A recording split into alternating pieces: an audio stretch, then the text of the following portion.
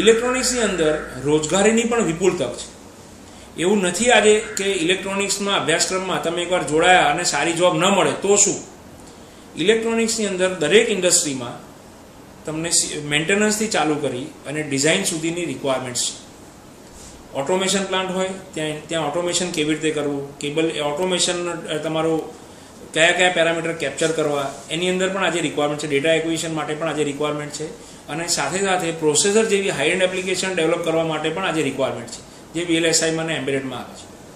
એટલે જરૂરી નથી કે તમે ઇલેક્ટ્રોનિક્સની અંદર એકવાર એન્ટર થયા પછી તમારું પરિણામ સારું ના આવે, તમારું CPI સારું ન આવે એટલે તમારી માટે કેરિયરના દરવાજા બંધ થઈ જાય. તમારી માટે લોઅર SPI CPI ધરાવતા વિદ્યાર્થીઓ માટે પણ મેન્ટેનન્સ અને સર્વિસીસમાં કેરિયરના પ્રોસ્પેક્ટ વિપુલ પ્રમાણમાં ઉપલબ્ધ છે. મેડિકલ ફિલ્ડની અંદર આપણે એમ કહેતા હોઈએ કે એક્સરે, સોનોગ્રાફી મશીન્સ આ બધા જ ઇલેક્ટ્રોનિક્સના બેઝ ઉપર ડેવલપ થયેલા છે.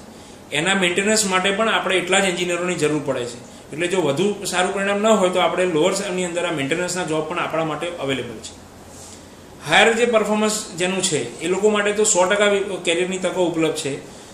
ઇલેક્ટ્રોનિક્સની અંદર તમે પોતાનો બિઝનેસ પણ કરવો હોય કે મારે ફેક્સ મશીન રિપેર કરવામાં છે, મારે કમ્પ્યુટર રિપેર ચીપ લેવલે કામ કરવું છે, તમે ચીપ રિપેર નથી કરી શકતા પણ ચીપ લેવલે મેન્ટેનન્સ કરવું હોય તો એ પણ તમારી પાસે રોજગારીની તકો ઉપલબ્ધ છે.